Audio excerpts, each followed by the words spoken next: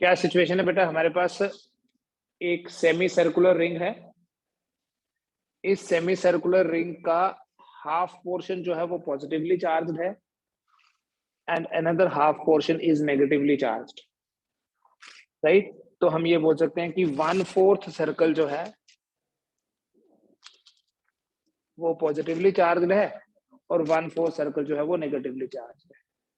तो इन दोनों के कारण जो इलेक्ट्रिक फील्ड इंटेंसिटी होगी वो फाइंड करनी है। बेटा देखो, इस पॉजिटिव चार्ज के कारण जो यहाँ पर इलेक्ट्रिक फील्ड इंटेंसिटी होगी ये होगी उसकी डायरेक्शन। ठीक है, बिल्कुल सेंटर से ऐसे बना दो क्योंकि इसके ऊपर और नीचे बराबर इफेक्ट होगा तो ओवरऑल ये बनेगा। This will be, I will call it as E plus. और इस नेगेटिव चार्ज के कारण जो इलेक्ट्रिक फील्ड इंटेंसिटी होगी उसकी डायरेक्शन ऐसी होगी। जिस भी पॉइंट पे आपको इलेक्ट्रिक फील्ड इंटेंसिटी की डायरेक्शन पता करनी है वहां हम ये सपोज करते हैं कि कोई यूनिट पॉजिटिव टेस्ट चार्ज है। इन दोनों का जो रिजल्टेंट होगा that would be like this, this will be E. तो हम यहाँ ये बोल सकते हैं कि जो E है that would be equal to square root of E plus square plus E minus square. अब ये E प्लस कितना होगा, क्यों? क्योंकि ये दोनों आपस में परपेंडिकुलर होंगे बेटा। This angle is 45, this is also 45। ठीक है, तो इन दोनों के बीच में 90 हुआ। जब दो वेक्टर्स के बीच में 90 होता है तो ये रिजल्टेंट का फॉर्मूला है। E प्लस कितना होगा, √2 k लैम्डा बाय r। याद है ना फॉर्मूला? क्यों आया ऐसा? क्योंकि 1/4 सर्कल है। E माइनस कितना होगा, वो भी इतना ही होगा। कल आपको क्या बताया बेटा, नेगेटिव के कारण खाली डायरेक्शन ऐसी हो गई, तो चाहे पॉजिटिव हो चाहे नेगेटिव मैग्नीट्यूड तो ऐसा ही आता है। So this E will be equal to twice of, इन दोनों को स्क्वायर करके ऐड करना है तो 2 बार हो गया समझ लो।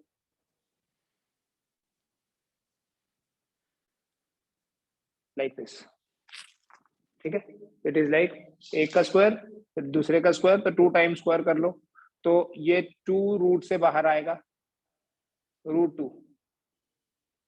पता चल रहा है? या ऐसे बोलो, इट इज इक्वल टू, पहले मैं लिख ही लेता हूं, 2 इंटू √2 का square again 2 then k lambda by r का स्क्वायर लिख लेता हूं अलग से, सो दैट मैं इसको लिख सकता हूं 2 इंटू 2 4 हो गया ना, तो 4 का रूट हो गया 2। आपका आंसर आएगा 2k लैम्डा बाय r। ये उतना ही है जितना किसी सेमी सर्कल के कारण होता है। ये भी तो सेमी सर्कल ही है, तो इलेक्ट्रिक फील्ड का मैग्नीट्यूड सेम आया, चाहे पॉजिटिव चार्ज है पूरे में, चाहे पूरे में नेगेटिव है या आधे में पॉजिटिव और आधे में नेगेटिव।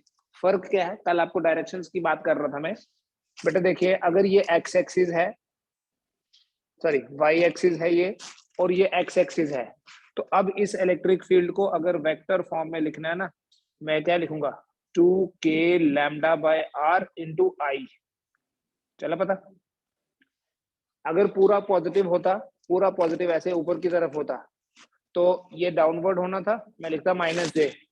पूरा नेगेटिव होता तो ऊपर होता, मैं लिखता +j। But half is positive and the other half is negative, so it will be there resultant and there resultant will be along X axis. कोई डाउट है तो बता दो। उसके बाद बेटा इलेक्ट्रिक फील्ड इंटेंसिटी की ही कैलकुलेशन करेंगे रिंग के कारण। at a point on the axis of the ring, at a point on the axis of ring,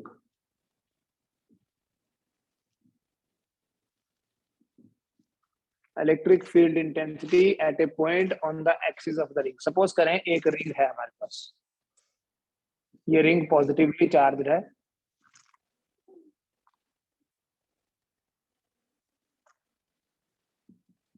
और इस रिंग का रेडियस है r। जैसे हम किसी वायर का इलेक्ट्रिक फील्ड कैलकुलेट कर सकते हैं वैसे इस रिंग का भी करते हैं। ठीक है, at a distance x from the centre of ring, मान लो centre of the ring is O and इससे x डिस्टेंस दूर एक पॉइंट P है। बेटा अगर लॉजिकली देखो तो ये जो ऊपर वाला कोई एलिमेंट होगा इसके कारण इलेक्ट्रिक फील्ड इधर है और नीचे जो उसके कारण उधर तो रिजल्टेंट किधर होगा फिर, रिजल्टेंट बीच में होगा इधर। तो इन सब का ओवरऑल इफेक्ट ऐसा होगा कि इलेक्ट्रिक फील्ड की ये डायरेक्शन रहेगी, डायरेक्शन बोल रहा हूँ सिर्फ। अगर ये रिंग नेगेटिवली चार्ज होती तो यहाँ इलेक्ट्रिक फील्ड की डायरेक्शन अंदर की तरफ होनी थी। बट इस पॉइंट P पे इलेक्ट्रिक फील्ड का मैग्नीट्यूड कितना होगा, क्या क्या है बेटा गिवन पैरामीटर हमारे पास।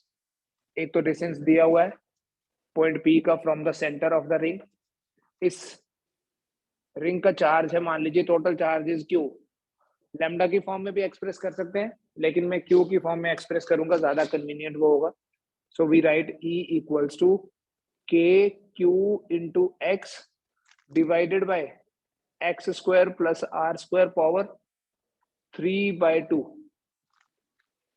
ये है बेटा इलेक्ट्रिक फील्ड इंटेंसिटी का expression at a distance x from the centre of the ring, जिसको बोल रहे हैं on the axis of the ring। E equals to K into QX divided by x square plus R square power 3/2। अगर point P centre पे हो, if point P is at the center of the ring, then x will be equal to 0। और जब x 0 होगा तो आप देख लीजिए E ही 0 हो जाएगा, और वो होता भी है। x 0 होगा तो E भी 0 होगा। नोट करो। दूसरा, for a near point, near point का मतलब ये है कि x 0 तो नहीं है, मैं ये एज्यूम कर लूं कि x r से बहुत छोटा है, ठीक है। लाइक रिंग इज बिगर, और बिल्कुल सेंटर में नहीं, थोड़ा सा बाहर जाके निकालना है। जब x बहुत छोटा होगा ना r से, तब ये x square plus R square को हम खाली r स्क्वायर ही लिखेंगे, ठीक है। हमेशा जब निगलेक्ट करते हैं ना, कंपैरेटिव होता है वो। Therefore E will be equal to KQ into X divided by X square plus R square का पावर 3/2 है, तो कहना है राइट R क्यूब। R तो कांस्टेंट है ना, रिंग का रेडियस कांस्टेंट है बेटा, तो ये याद रखना। नियर पॉइंट के लिए E is directly proportional to x। आगे चल के देखेंगे फार ऑफ पॉइंट के लिए क्या रिजल्ट बनता है।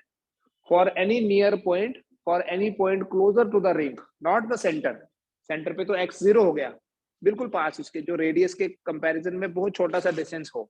जैसे मान लो इस रिंग का रेडियस है 10 सेंटीमीटर, और हम सेंटर से 1 सेंटीमीटर दूर देख रहे हैं, तो 1 सेंटीमीटर दूर जो इलेक्ट्रिक फील्ड होगा वो E के, इस x के डायरेक्टली प्रोपोर्शनल होगा। इसका मतलब क्या है, इसका मतलब यह है कि अगर हम सेंटर से आगे जा रहे हैं, x बढ़ेगा, E बढ़ेगा, E भी बढ़ेगा। लेकिन ये वैलिड कब है, फॉर नियर पॉइंट्स। किसी दूर वाले पॉइंट के लिए क्या होगा, देखो, for a very far of point,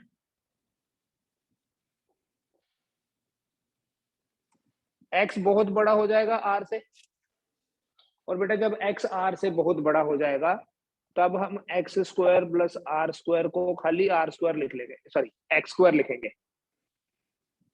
तब हम आर स्क्वायर को निग्लेक्ट कर देंगे in comparison with X square, and in that case this E will be equal to KQX divided by X cube.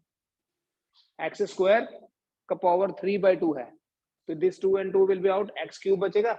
So E is inversely proportional to X square. अब देखो, इन results को समझना भी है, सिर्फ ये देख नहीं लिया कि स्पेशल केस हमने लगाया तो ये आ गया। ये दोनों रिजल्ट्स देखने में एक दूसरे को कॉन्ट्राडिक्ट कर रहे हैं। यहां लिखा है कि E directly proportional to x है, और यहां लिखा है कि E inversely proportional to X square है। तो किसको माने, डिस्टेंस बढ़ने के साथ साथ E बढ़ रहा है, या डिस्टेंस बढ़ने के साथ साथ E कम हो रहा है। वो डिपेंड करता है कि x r से बहुत बड़ा है या बहुत छोटा है। लेकिन हम बिल्कुल अगर सिंपल लॉजिक भी लगाएं, देखो इसके बेसिस पे हम क्या बोलेंगे, ये सेंटर से दूर जा रहे हैं तो E बढ़ता जा रहा है, तो किसी ना किसी पॉइंट पे जाके E मैक्सिमम हुआ होगा, उसके बाद फिर से कम होने लगा। क्योंकि x तो डिस्टेंस है ना पॉइंट ऑफ ऑब्जर्वेशन का from the centre of the ring. तो for any closer point, for any nearer point, E directly proportional है। This is for nearer point, मैं दोबारा से लिख देता हूं, ऊपर भी लिखा हुआ है, and this is for a far point. तो पहले x बढ़ने के साथ साथ e बढ़ रहा था, उसके बाद x बढ़ने के साथ साथ e कम हुआ। तो इसका मतलब ये हुआ कि जब x बढ़ने के साथ साथ पहले बढ़ रहा था, तो कहीं ना कहीं जाके बढ़ते बढ़ते मैक्सिमम हो गया होगा, और उसके बाद फिर से कम होने लगा होगा। तो अगर हम मैथमेटिकली इस de by dx को 0 पुट करें for e to be maximum, क्या बोलेंगे बेटा? For e to be maximum, de by dx should be equal to 0। और अगर हम इसकी डिफरेंशिएशन को 0 पुट करें तो आपके पास एक इंपॉर्टेंट रिजल्ट आएगा, x is equal to r divided by √2, positive या नेगेटिव, इधर भी और इधर भी, विच मीन्स कि x बढ़ते बढ़ते जब r बाय √2 के बराबर होगा तब e की वैल्यू मैक्सिमम होगी, और उसके बाद फिर से कम होने लगेगा। ऐसे बोलेंगे therefore at x equal to plus minus r by √2 the magnitude of electric field intensity is maximum। तभी तो हम ये दोनों रिलेशंस को जस्टिफाई कर पाएंगे। एक रिलेशन ये कह रहा है कि x बढ़ने के साथ साथ e बढ़ रहा है, और दूसरा रिलेशन कह रहा है कि x बढ़ने के साथ साथ e कम हो रहा है। फॉर द सेम रिंग दो रिलेशंस आ गए, तो इसका मतलब बढ़ते बढ़ते कभी मैक्सिमम हुआ होगा और उसके बाद जाके कम हुआ होगा। तो अगर हम इस चीज को ग्राफिकली देखें, ये आपने नोट कर लिया ना? तो बेटा अगर हम इस चीज को ग्राफिकली देखें, and we plot a graph between electric field intensity and x, what is x? Distance from the centre, distance from the centre of the ring, this is x on this side, ये है x equal to 0। x equal to 0 पे electric field कितना है? ये इधर electric field लूंगा, x equal to 0 पे electric field maximum है। उसके बाद क्या हुआ? देखो डायरेक्टली प्रोपोर्शनल टू x है, तो straight line, but at certain point it will become maximum. और वो क्या होगा? x का वैल्यू कितना होगा? वो इस तरफ देखेंगे तो r/2, और अगर चलो पहले ये देख लेते हैं, उसके बाद क्या हुआ? Inversely proportional to x²। तो उसके बाद ऐसा इंफिनिटी पे जाके ये 0 हो जाएगा। और यही चीज अगर दूसरी तरफ देखे जाए, x इक्वल टू -r/2 पे वैल्यू विल बी मैक्सिमम। ये मैक्सिमम है, जैसे ये मैक्सिमम है वैसे ये मैक्सिमम है, बट दोनों की डायरेक्शंस अपोजिट है ना। यहाँ पर अगर इस तरफ है तो यहाँ इस तरफ होगा, तो ये अपोजिट डायरेक्शंस आप यहाँ से देख सकते हो। At the centre electric field is 0, फिर नियरर पॉइंट्स के लिए electric field directly proportional to x है, ठीक है। x इक्वल टू r/2 होगा तो इलेक्ट्रिक फील्ड r/√2 होगा तो electric field will become maximum. और अगर उससे ज्यादा होने, मैक्सिमम का क्या मतलब है? उसके बाद तो कम होने लगेगा।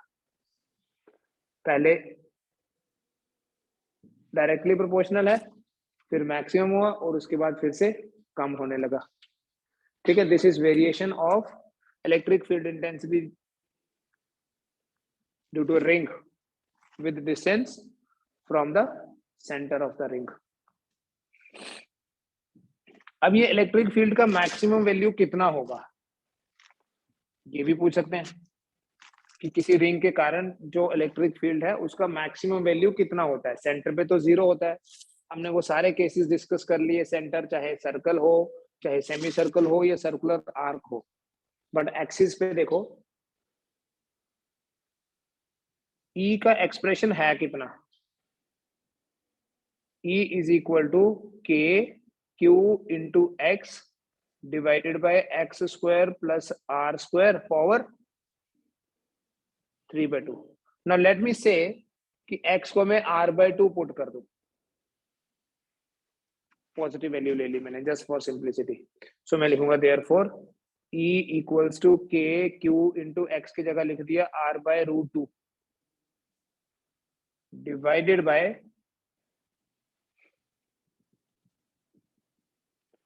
एक्स स्क्वायर, दैट इज, या मैं एक बार लिख लूं पहले, r²/2, r/√2 है ना, तो एक्स स्क्वायर कितना हो गया, r²/2 plus r² only and the power is 3/2 only.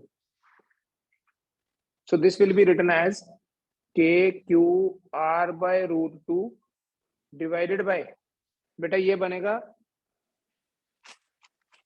3r²/2 ऐसे, लेकिन पावर 3/2 भी है, देखा. अब इसे आपने सिंप्लीफाई करके लिखना है, ठीक है. आल्दो आपको आइडेंटिफाई अगर करना पड़ेगा एक्सप्रेशन तो आप तब तो देख ही लेंगे, बट अदरवाइज भी आपको ये करना सीखना है. क्या करना है, ये ऐसे बनेगा आपके पास KQR/√2 divided by,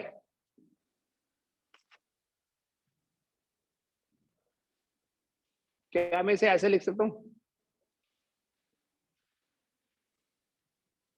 3r²/2 cube and then root.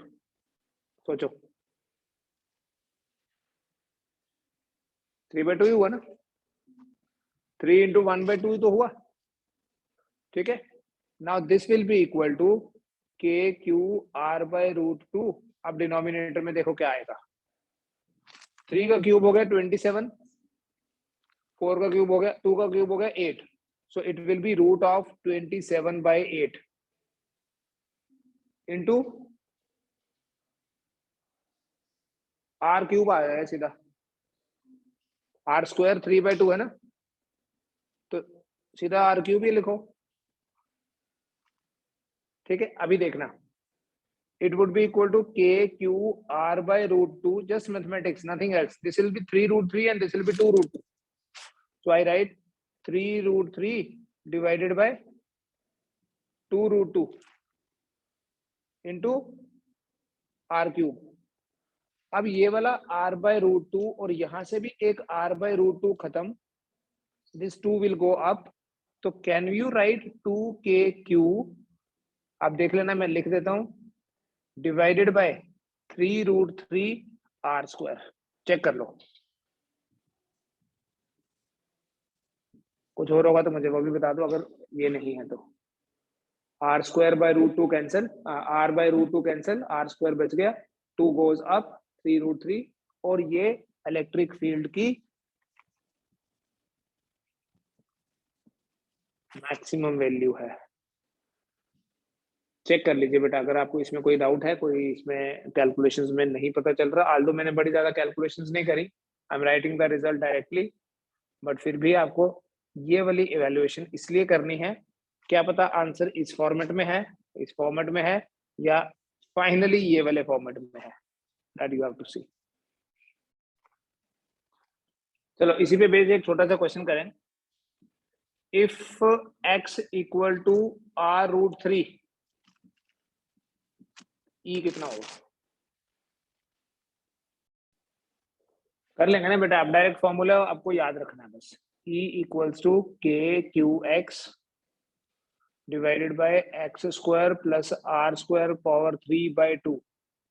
मैंने आपको x दे दिया r√3, तो E would be equal to KQ, x की जगह न्यूमरेटर में तो r√3 लिख लेंगे, डिनोमिनेटर में x² लिखना है, तो ये 3r² हो गया, प्लस r² अगेन पावर 3/2, तो E कितना हो गया, KQR√3 4r², 4r² का क्यूब है and then root, so that is equal to 2r³.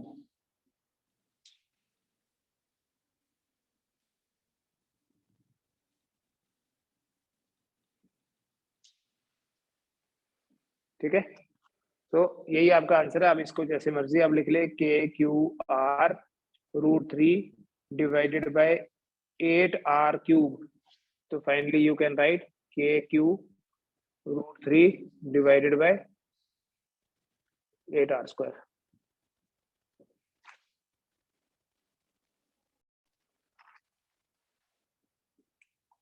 दूसरा बेटा यहाँ बात करते हैं आज इलेक्ट्रिक फोर्स की। इलेक्ट्रिक फोर्स, कोई भी चार्ज जब किसी इलेक्ट्रिक फील्ड में होता है तो उसके ऊपर फोर्स लगती है। नीट में क्वेश्चन आया था इस बार इस पे बेस्ड, बताऊंगा क्या क्वेश्चन था। पहले हम लॉजिक समझेंगे क्या है electric force. It is a force experience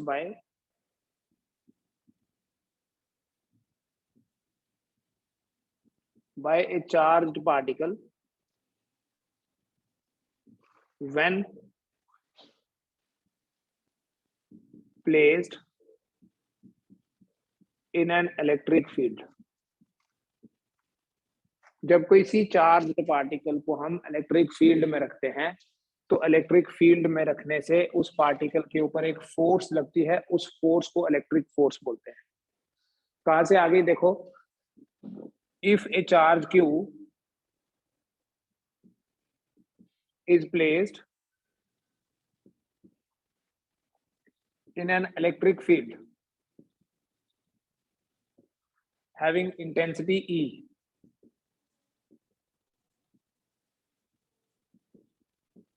then F is equal to Q into E। अगर कोई चार्ज है Q जिसको इलेक्ट्रिक फील्ड में रखा है, वेक्टर फॉर्म में लिख सकते हैं F vector equals to Q into E vector. और ये फॉर्मूला वैसे ही यूज करना जैसे हम मैकेनिक्स में F equals to ma use करते हैं डायनेमिक्स में। ठीक है, so this formula is similar to F equals to m into a। तो जब भी किसी चार्ज पार्टिकल की आपको एक्सेलरेशन निकालनी होगी, ठीक है, इलेक्ट्रिक फील्ड में अगर आपको एक्सेलरेशन निकालनी होगी, you just right Q into E by m।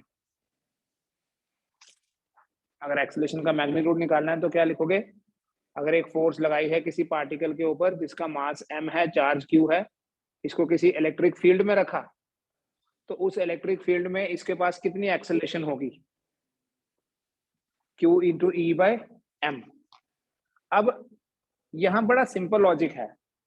अगर आपको ये बताना है कि ये पार्टिकल अभी रेस्ट में था, t टाइम के बाद इसकी वेलोसिटी कितनी होगी, तो आपको ये यूज करना है v equals to u plus at।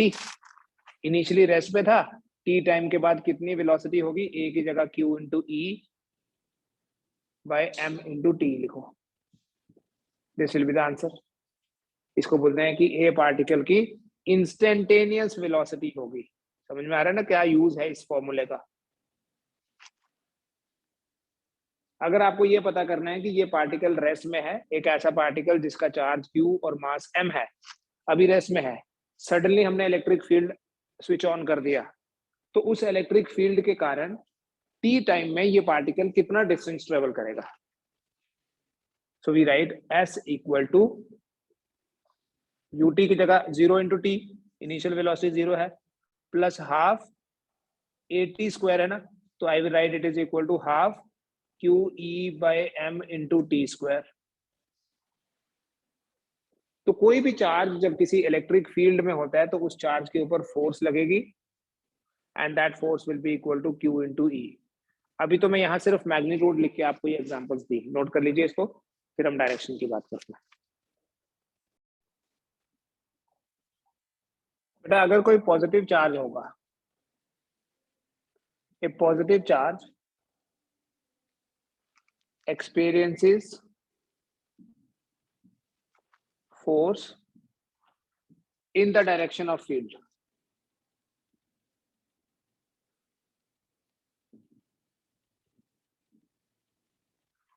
किसी पॉजिटिव चार्ज के ऊपर जो फोर्स लगेगी वो उसी डायरेक्शन में लगेगी जो इलेक्ट्रिक फील्ड की डायरेक्शन है, but A negative charge experiences force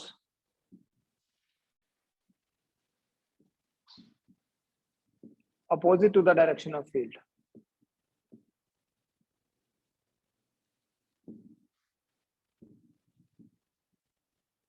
negative charge के ऊपर जो फोर्स लगेगी वो इलेक्ट्रिक फील्ड से अपोजिट डायरेक्शन में। कैसे, वो समझो। बेटा अगर आपके पास कोई सोर्स चार्ज पॉजिटिव भी हो सकता है, नेगेटिव भी हो सकता है, तो इलेक्ट्रिक फील्ड की ये डायरेक्शन होती है। इलेक्ट्रिक फील्ड की डायरेक्शन कल भी आपको बताई, अगर नेगेटिव सोर्स चार्ज होगा तो इलेक्ट्रिक फील्ड की यहाँ पर डायरेक्शन इस तरफ होगी, क्योंकि जो इलेक्ट्रिक फील्ड की डायरेक्शन है that is taken as the direction of unit positive test charge, उसमें कोई चेंज नहीं है। ठीक है, तो ये इलेक्ट्रिक फील्ड की डायरेक्शन है। अब मान लो यहाँ एक पॉजिटिव चार्ज हमने रख दिया, प्लस क्यू रखा, तो ये इसके कारण जो रिपल्शन फील करेगा वो इधर की तरफ इसको पुश करेगी, तो ये किस डायरेक्शन में गया, जो इलेक्ट्रिक फील्ड की डायरेक्शन है। बट अगर यहाँ मैं एक नेगेटिव चार्ज रखूं, इसे तो ये अट्रैक्ट करेगा, तो ये इधर जाएगा, तो ये नेगेटिव चार्ज के ऊपर जो फोर्स लग रही है वो किधर लग रही है, opposite to the direction of field. हमेशा ऐसा होगा, सोर्स चार्ज जैसा मर्जी हो, अगर सोर्स चार्ज नेगेटिव है तो इलेक्ट्रिक फील्ड की डायरेक्शन ओरिजिनली जो डायरेक्शन है वो ऐसी होगी। अब इस डायरेक्शन में अगर मैं पॉजिटिव चार्ज रखूं, मान लो यहाँ एक पॉजिटिव चार्ज रखा इस फील्ड में, तो इस पॉजिटिव चार्ज के ऊपर फोर्स किस डायरेक्शन में लगेगी, ये नेगेटिव खींचेगा ना इसको, तो ये पॉजिटिव इधर आ रहा है। ठीक है, ये इलेक्ट्रिक फील्ड की इनहेरेंट डायरेक्शन ऐसी ही है। अब अगर इस फील्ड में नेगेटिव चार्ज रखा जाए तो ये भी नेगेटिव है, तो ये तो इसको रिपेल करेगा, तो नेगेटिव के ऊपर जो फोर्स लगेगी वो इधर लगेगी। ठीक है, हमेशा ऐसा होगा, जब भी किसी पॉजिटिव चार्ज को इलेक्ट्रिक फील्ड में रखा जाएगा तो पॉजिटिव चार्ज के ऊपर फोर्स की डायरेक्शन वही लगेगी जो फील्ड की डायरेक्शन है। ठीक है, और फील्ड किसकी वजह से मर्जी हो, बट अगर वो नेगेटिव चार्ज रखेंगे हम, तो नेगेटिव चार्ज के ऊपर जो फोर्स लगेगी, यही लाइन जो लिखी है, वो opposite to the direction of field लगेगी। और फील्ड की डायरेक्शन कैसे लेते हैं,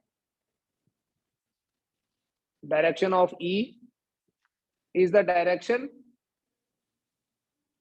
along which Q0 moves, जिस डायरेक्शन में unit positive test charge move करेगा उस डायरेक्शन को बोलते हैं इलेक्ट्रिक फील्ड इंटेंसिटी की डायरेक्शन। सपोज बेटा हमारे पास कोई इलेक्ट्रिक फील्ड ऐसा है, ये कोई पॉजिटिव प्लेट है and below we have a negative plate. Electric field की डायरेक्शन कैसी हो गई, पॉजिटिव से नेगेटिव, ये इलेक्ट्रिक फील्ड की डायरेक्शन है। अगर हम यहाँ पर कोई यूनिट पॉजिटिव टेस्ट चार्ज रखें, ठीक है, एक ऐसा पार्टिकल रखें जिसका मास है m, चार्ज है q, राइट, तो इसकी डाउनवर्ड एक्सेलरेशन जो है वो कितनी होगी। देखो यहाँ दो फोर्सेस हैं, जब आपको मास भी गिवन है और ये दिया है कि वर्टिकल है ये, तो ये नीचे जा रहा है because of its weight that is mg, and at the same time देखो जो इलेक्ट्रिक फील्ड है वो भी तो नीचे की तरफ डायरेक्टेड है, तो जो इलेक्ट्रिक फोर्स होगी वो भी तो नीचे की तरफ होगी। m इंटू ए की जगह m इंटू जी आ गया, तो इलेक्ट्रिक फोर्स कितनी होगी, अगर इलेक्ट्रिक फील्ड E है तो इलेक्ट्रिक फोर्स होगी Q इंटू ई। तो इस सिचुएशन में what is net downward force, net downward force अगर मैं F से रिप्रेजेंट कर लूं, I will say it is QE plus, या ऐसे लिखूं mg तो पहले है ना, QE तो बाद में आई, क्योंकि मास तो होता ही है। और अगर आपको नेट एक्सेलरेशन पता करनी है, net acceleration is force upon mass, so it would be g plus qe by m। इसको m से डिवाइड करो, इसको m से डिवाइड करोगे g आएगा, इसको m से डिवाइड करोगे qe by m आएगा। लेकिन अगर इस सिचुएशन में हम क्या करें, इलेक्ट्रिक फील्ड की डायरेक्शन को रिवर्स कर दें, बट ये बोले कि ये पार्टिकल अभी भी आ रहा नीचे ही है, इसका मतलब ये हुआ कि इसका वेट ज्यादा है as compare to the electrical force जो ऊपर लग रही है। तो अगर ये डाउनवर्ड आ रहा है, मान लो ये डाउनवर्ड आ रहा है विद एन एक्सेलरेशन a, याद करो हम फ्री बॉडी डायग्राम पढ़ते थे, तो यहाँ क्या बोलूंगा बेटा, mg minus QE is equal to ma, तो इस सिचुएशन में आपका a बनेगा, इस m को इधर शिफ्ट कर दो, g minus QE by m।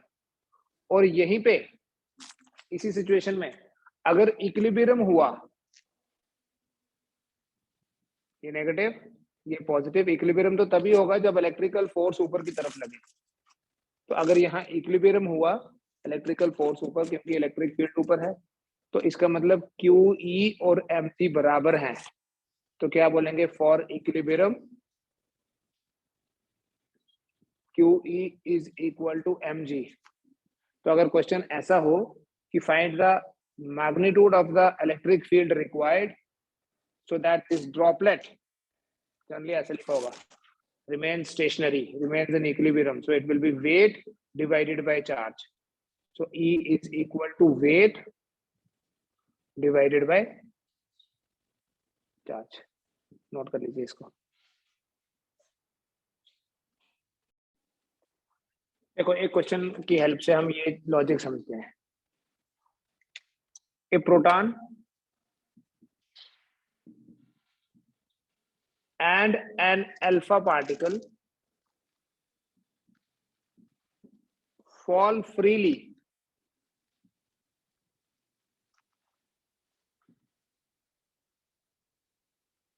from a height h above the ground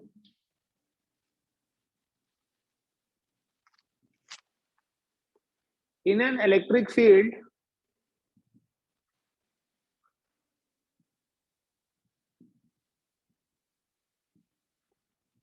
which is directed upward। ठीक है, ऐसे इलेक्ट्रिक फील्ड में h हाइट से एक प्रोटॉन गिर रहा है और एक अल्फा पार्टिकल गिर रहा है, मतलब they are coming down, fall freely from a height h above the ground in an electric field which is directed upward। Calculate the ratio of times taken by them to reach the ground। Ground में पहुंचने में कितना time लगेगा, उन times की ratio find करनी है।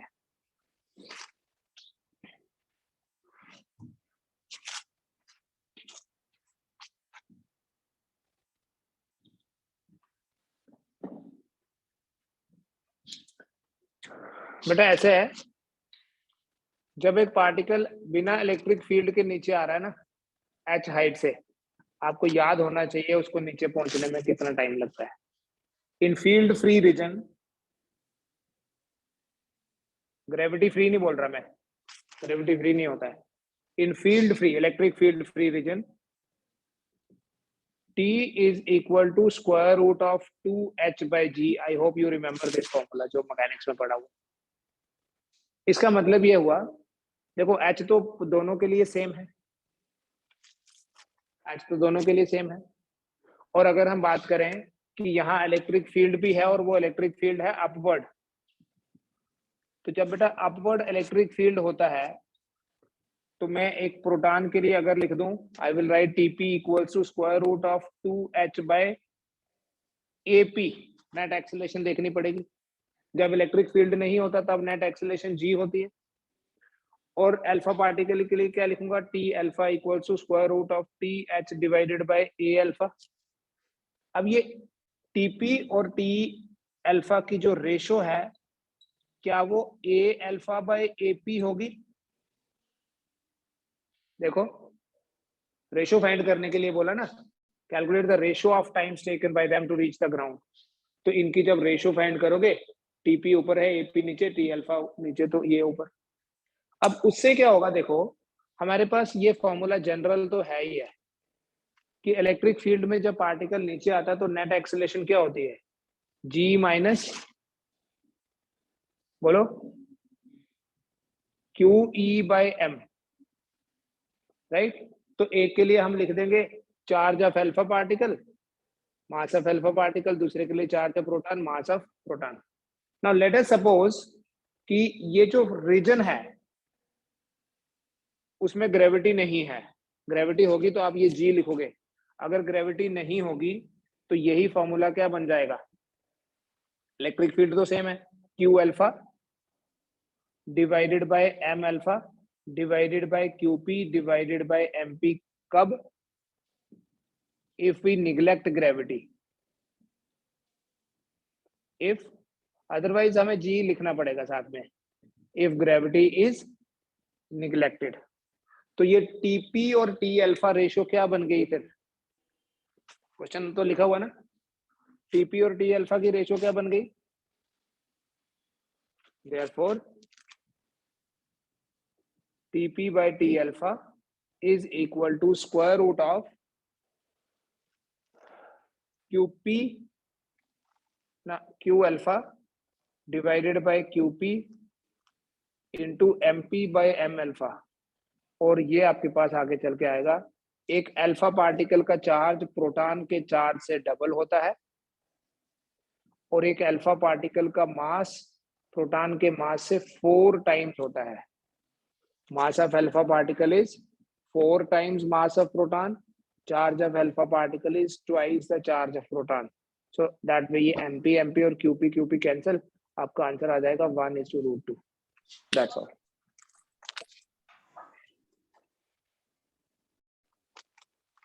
Suppose करो कि इलेक्ट्रिक फील्ड ऐसा है,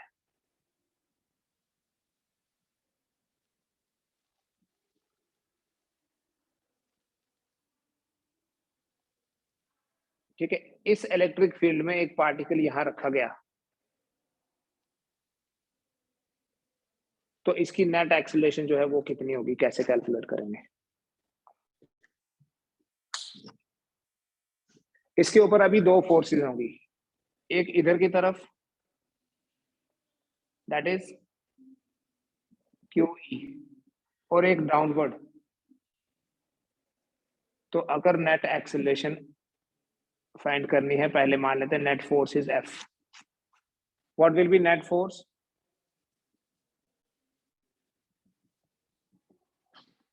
square root of QE square plus mg square.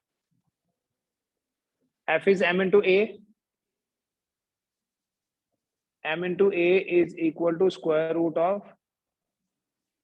QE square plus, so can we write this A equal to square root of QE square divided by m square plus mg square divided by m square, so that आप ये ऐसे लिख पाओ, m square cancel, it will be only g square plus QE by m whole square।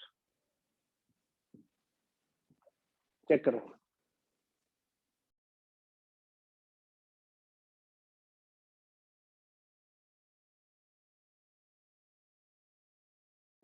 Sir unmute करिए। के कारण इस Bob के ऊपर फोर्स लगी कितनी, Q इंटू ई, और ये यहां आ गया,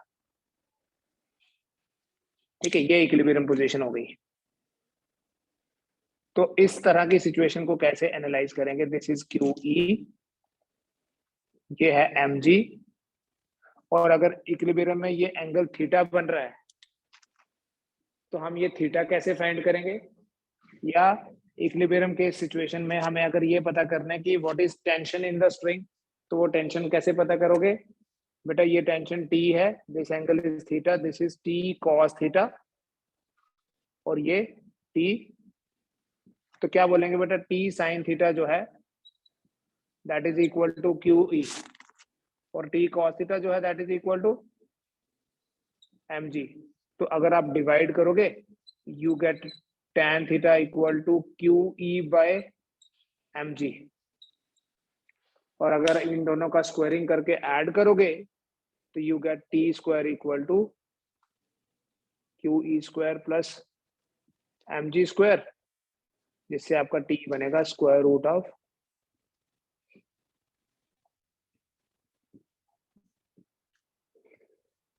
ठीक है, इतना कर लीजिए आज।